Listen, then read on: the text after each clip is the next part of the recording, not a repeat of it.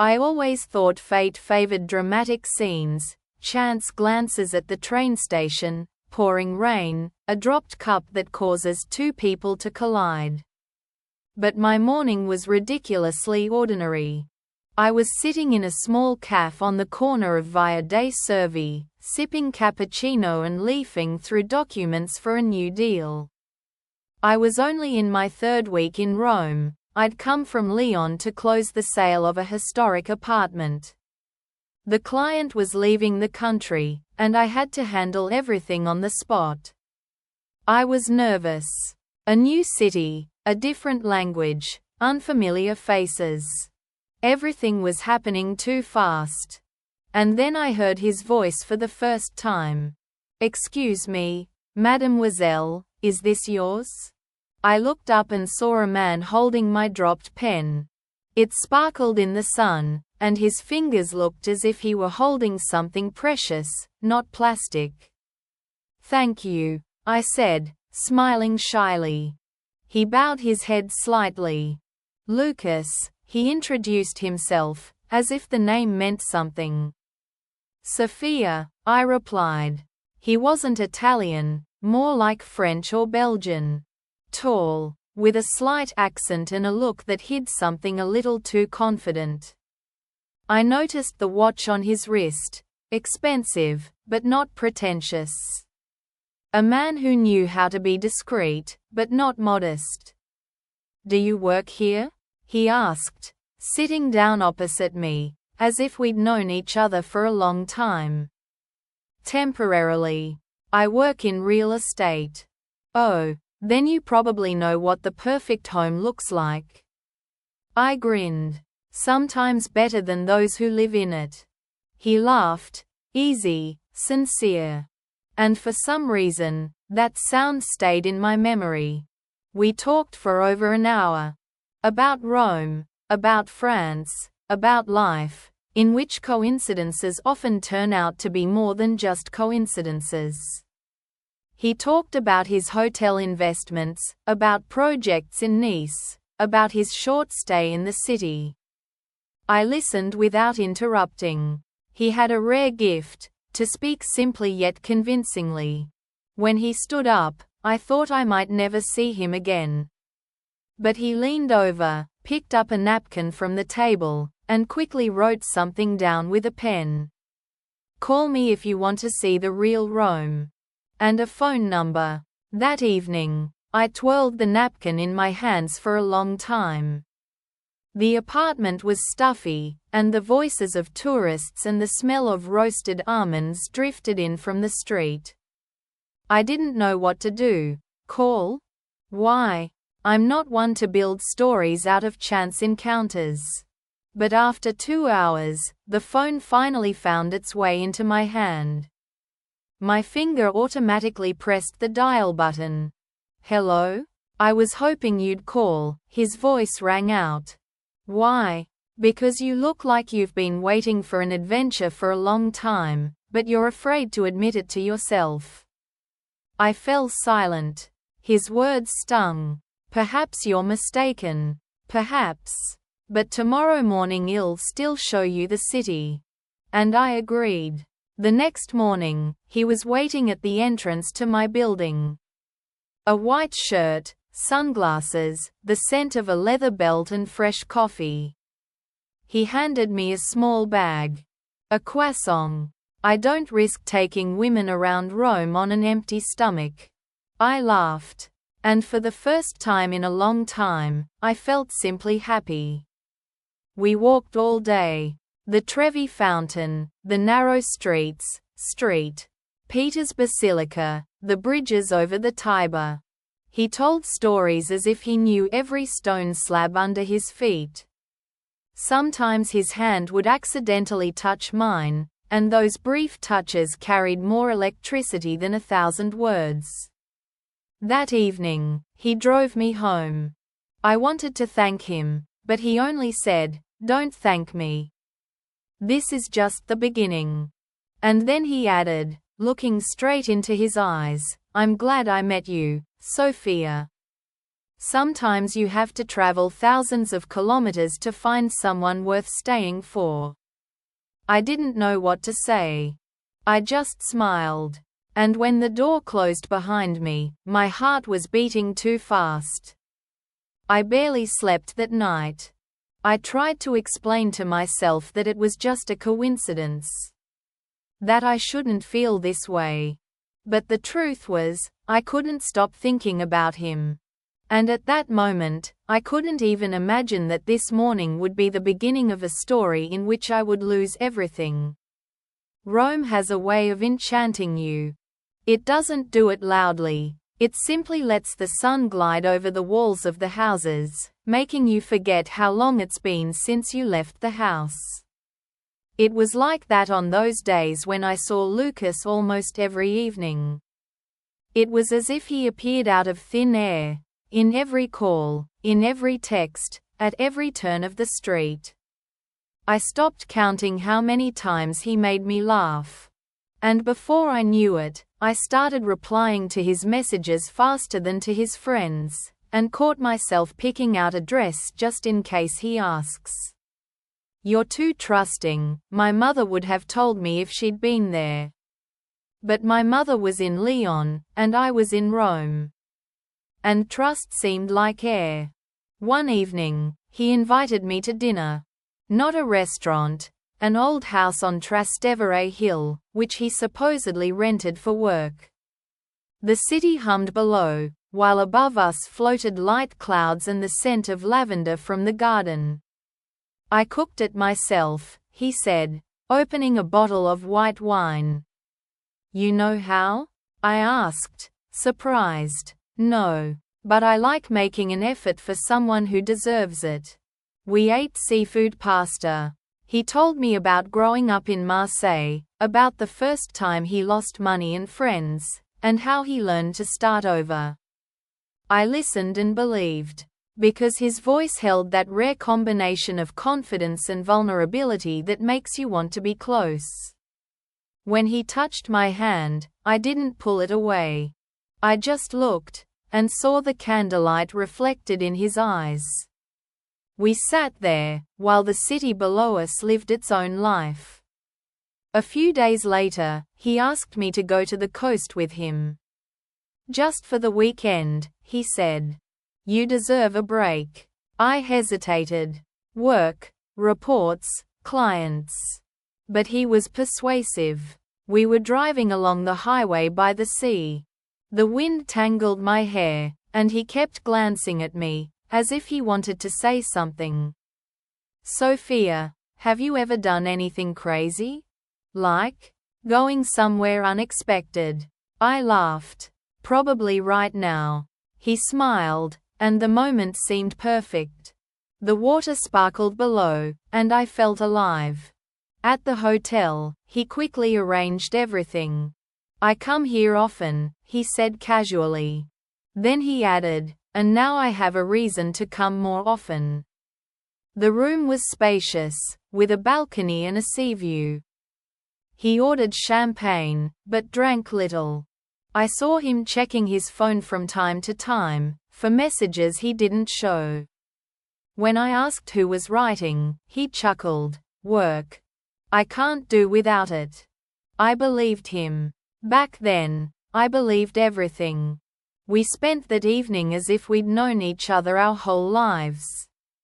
He told me he wanted to invest in real estate, that he was looking for partners, and that I could help. I knew the market, after all.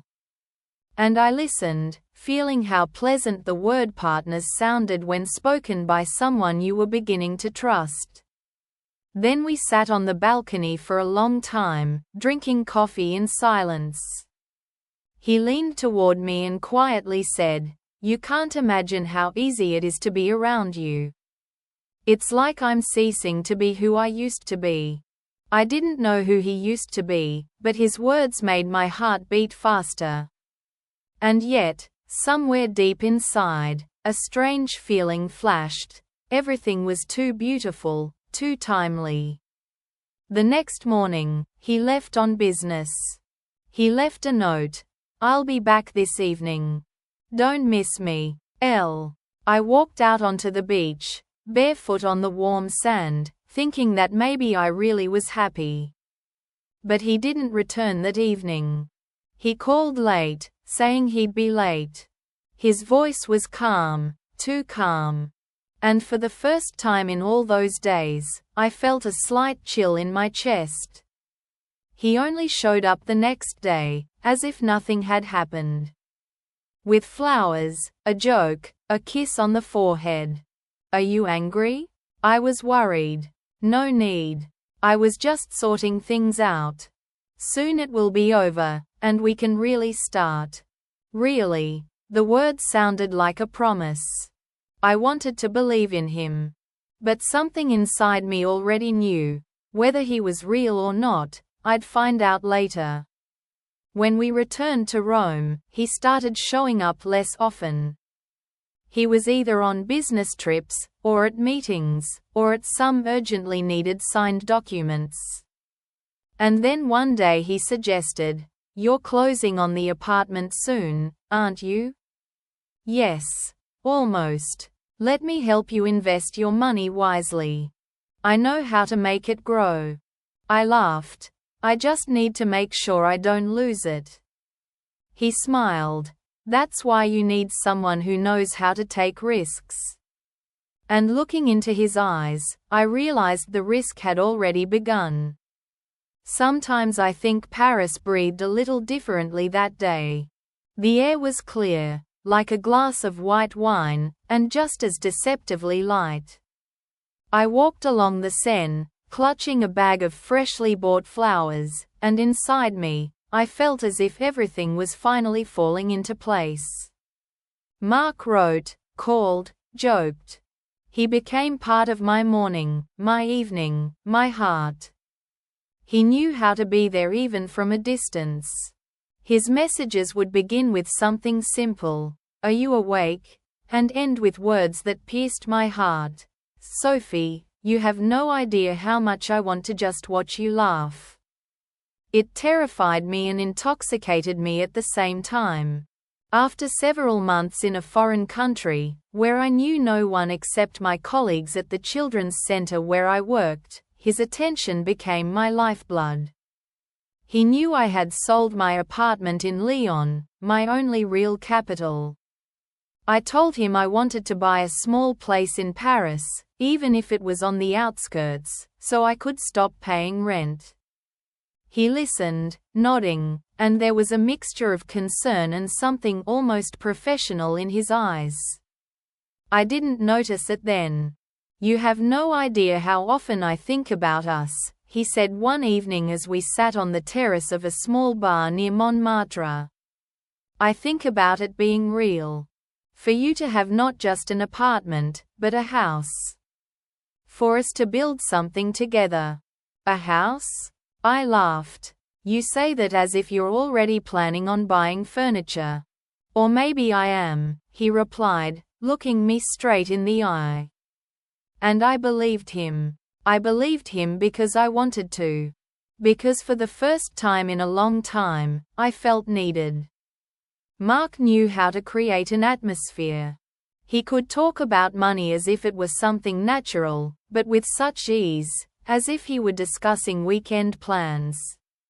When he offered to help me find an apartment, I hardly hesitated. He worked in investments, had connections, and seemed to know how to persuade. "There's an option," he said one evening. "Not on the market, through a friend.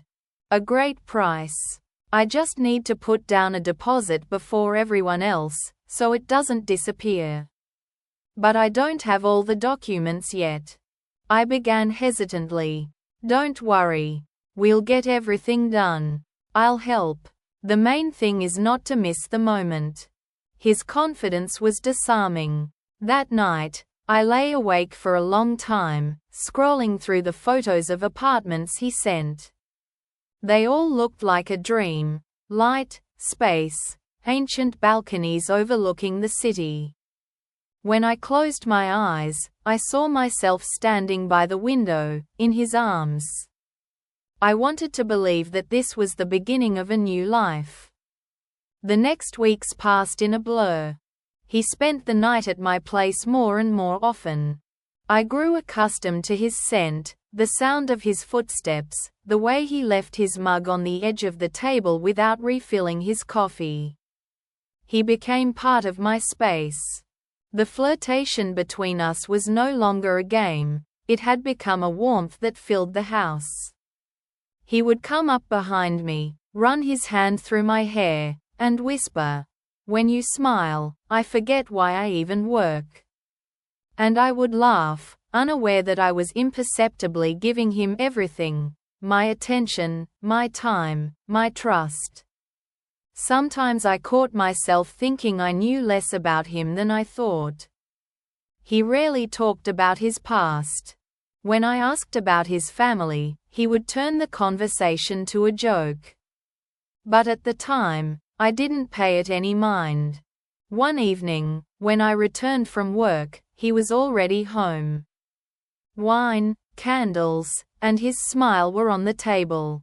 "I have news," he said. "Our plan has been confirmed. I need to make a deposit tomorrow morning." "How much?" I asked. He mentioned the amount, and my stomach sank. Almost everything I had since selling the apartment. "Is it safe?" I whispered. "Absolutely. Sophie, I'm with you. I would never let you down." He took my hand. His eyes were soft, his voice low, almost hypnotic. And I gave in. I transferred the money to the specified account without thinking twice. He kissed my forehead and said, "You won't regret it. I promise." And the next morning he was gone. No phone, no keys, no sign. I called, then again, then again. The beeps sounded like a pulse in my temples. When I went to the bank that evening and was told the transfer was irreversible, I understood. He disappeared.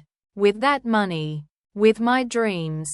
And all that remained was the silence of the apartment, the scent of his perfume on the pillow, and the cold inside. That was the first time I understood how quickly trust can become a weapon. How easily love can be mistaken for a skillfully planned role. But along with the pain came another feeling. That I was still alive. That I could start again. And that perhaps in this game I hadn't lost everything, only someone who was never truly mine. The first days after his disappearance were like a slowly approaching winter. Not the kind with Christmas trees and lights, but a cold, dry one, with empty branches and a gray sky. I stopped opening the curtains. My phone lay on the table, but I didn't touch it. Even the sound of a notification made my heart clench. What if it was him? What if it wasn't? Every suddenly turned into a blow. The police, the bank, reports, papers, account numbers, all of this became my new reality. "We'll try to figure it out," they said. But I could see from their expressions that no one was going to figure anything out. A swindler, skilled, meticulous, without a trace. My neighbor on the same floor, Madame Lefebvre, knocked on my door one day and brought baked goods. "You're so tired, my dear," she said sympathetically. "Everything will be fine. Paris loves those who can endure." I nodded, smiled, and thanked him. But Paris at that moment seemed like a foreign city to me, where even the sun shined for someone else. 2 weeks passed before I forced myself to leave the house without fear of seeing him somewhere, in a crowd, on a corner, in the reflection of a shop window. I got a job at a small café near the Place de la Bastille. The place was modest, but it smelled of cinnamon and vanilla, and it helped me breathe. Every morning, I put on a white shirt, tied my hair back, and tried to smile. Sometimes regulars would come in, students, elderly couples, tourists. They would order coffee, laugh, argue.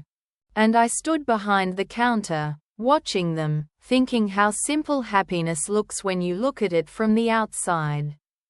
One day, a man walked into the cafe. He wasn't the type to stand out, no flashy gestures, just a calm presence. Dark-haired, slightly unshaven, with a warm gaze that somehow made you feel better. He ordered an espresso and a croissant. How much? He asked with a slight accent. $2.40, I replied, looking down. As he handed over the money, our fingers accidentally brushed. He smiled. This is my first time here. And you, I believe, have been working here for a while? Recently, I admitted. I'm just trying to get used to the city. Paris isn't about habit. It's about survival, he said and laughed. I'm Alex. Sophia, I replied. He nodded, and something in his gaze lingered a little longer than it should have. I felt my cheeks flush with betrayal. From then on, he began to stop by almost every day. Sometimes he'd just drink coffee by the window, sometimes he'd start a conversation. His manner of speaking was different from Mark's, no pressure, no promises, no overconfidence. He could be silent, but that silence didn't weigh heavily. You always look like you're waiting for something, he said once. Maybe I'm just waiting for life to stop surprising me, I replied with a slight smile. Then you'll be bored, he said. Boredom is worse than betrayal. The phrase stuck in my head. Perhaps because it rang true. With each passing day, I found myself waiting for him to appear more and more often.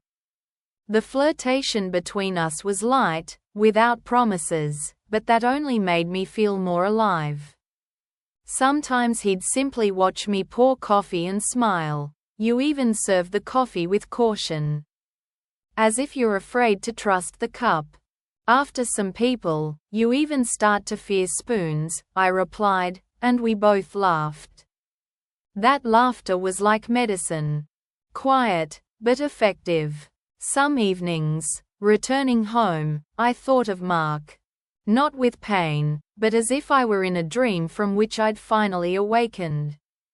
Yes, he deceived me.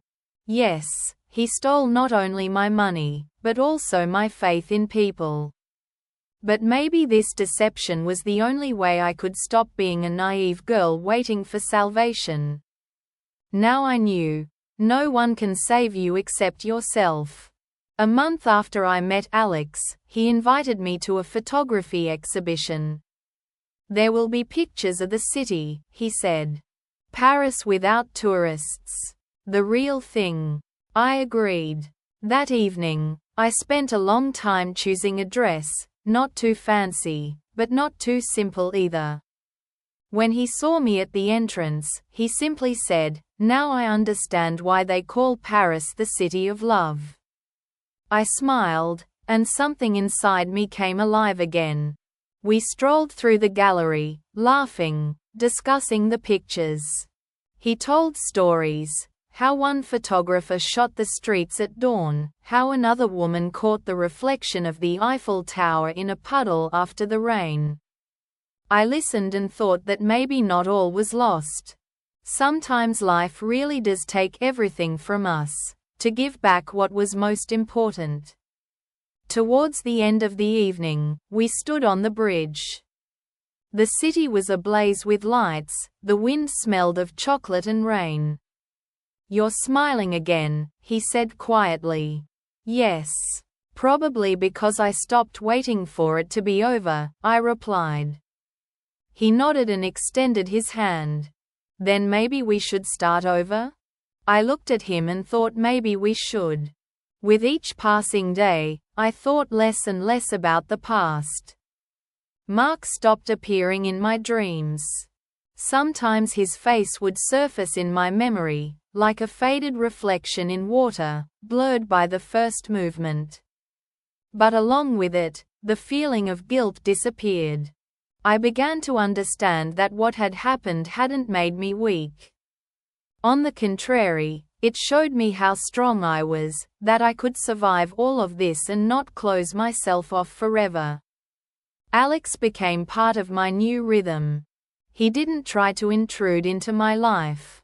He didn't ask unnecessary questions.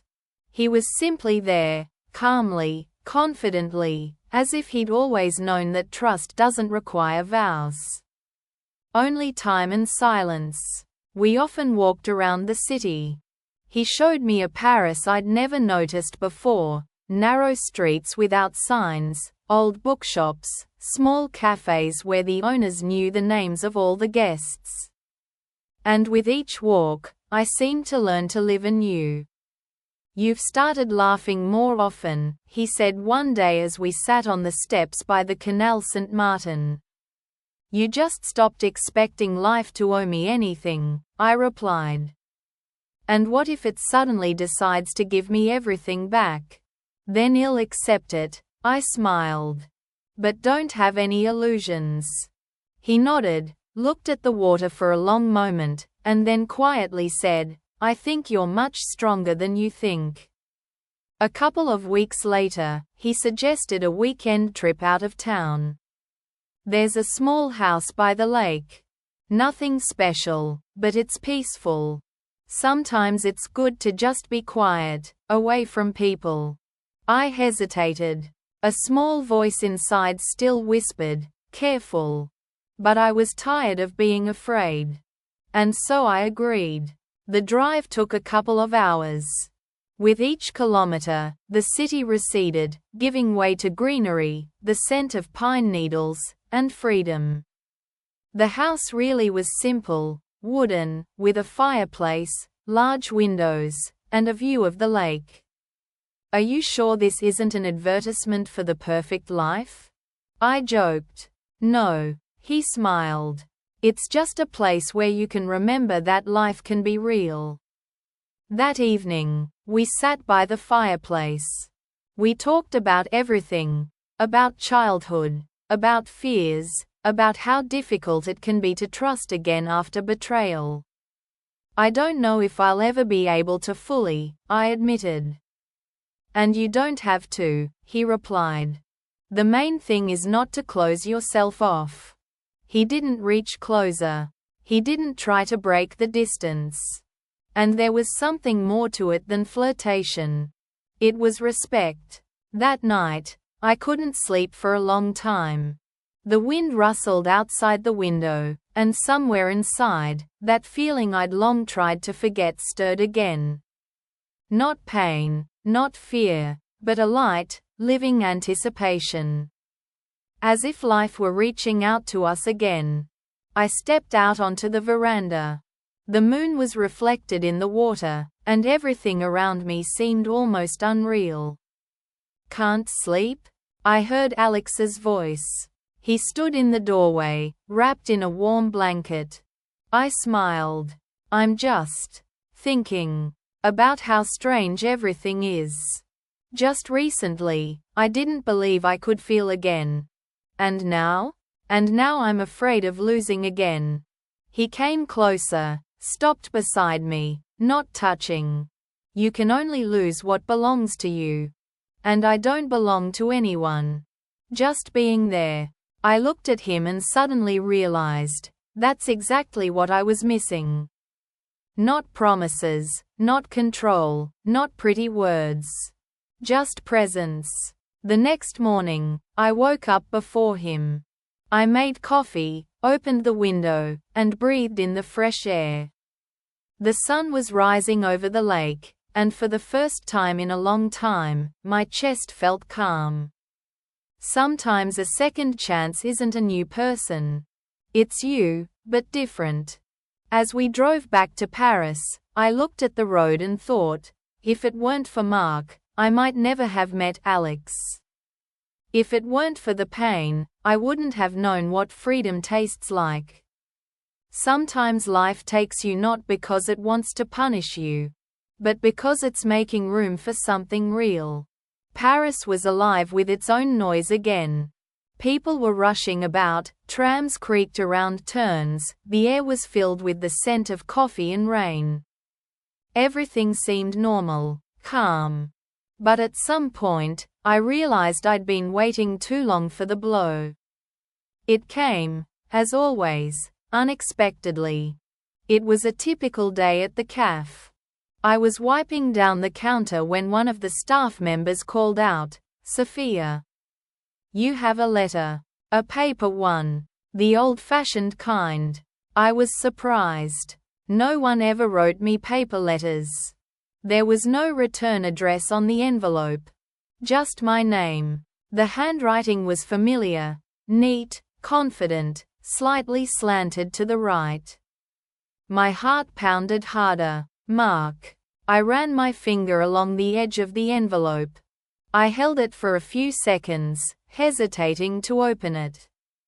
But curiosity got the better of me. "Sophie, I don't know where to begin. You probably hate me. And maybe you should. I treated you meanly. But I want you to know that everything that happened between us wasn't a lie. Only what I did after. I'm sorry. I'm back in France. If you want to talk, I'll be where it all began. Mark." I reread the letter 3 times. Each time, with a different feeling.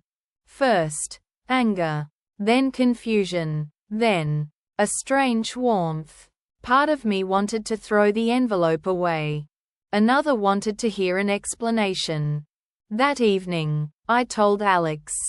We were sitting on the same terrace where we usually dined on Fridays. He listened silently, without interrupting. When I finished, he simply said, "Will you come?" "I don't know," I replied. "I guess I should. Not for him. For myself. To put an end to it." He nodded. "Just be careful. Some ghosts can speak very convincingly." I smiled, but inside I was uneasy. The next day, I went to the embankment, to the place where Mark and I first met. Almost nothing had changed there. The same benches, the same sound of the river, the same street musicians. Only I was different. He stood by the railing, wearing a coat, looking a little older, with a tired look. When he saw me, he froze. "Sophie," he said, as if afraid I'd disappear. "Why did you come back?" I asked without greeting. He looked down. "I did something stupid. I thought I could fix everything with money, and then I realized I'd lost the only thing that mattered. Money. Mark, you stole my money. I know. And I want it back. Everything." He handed me an envelope. Inside were documents and a check. For the full amount. "It's not about the money," I said quietly. "It's about what you did to me." He nodded. "I know. But maybe I'll at least earn the right for you to look at me without hatred." We talked for a long time. About how he ran away because he was afraid of feelings, because he was in debt, because he didn't believe he deserved someone like me. Lots of words. Lots of regrets. But they didn't contain what I once felt. I listened and understood. I don't love anymore. And for the first time, this realization brought not pain, but lightness. When I left the cafe where we were sitting, the air seemed different. Free. I took out my phone and texted Alex, on the way home. "Everything's fine." He replied right away. "I made dinner. Just come over." I smiled. For the first time in a long time, I didn't need to search for meaning in words. Everything was simple. The past really does have a way of returning. But if you're prepared to face it calmly, it loses its power. That evening, I realized I had found myself again.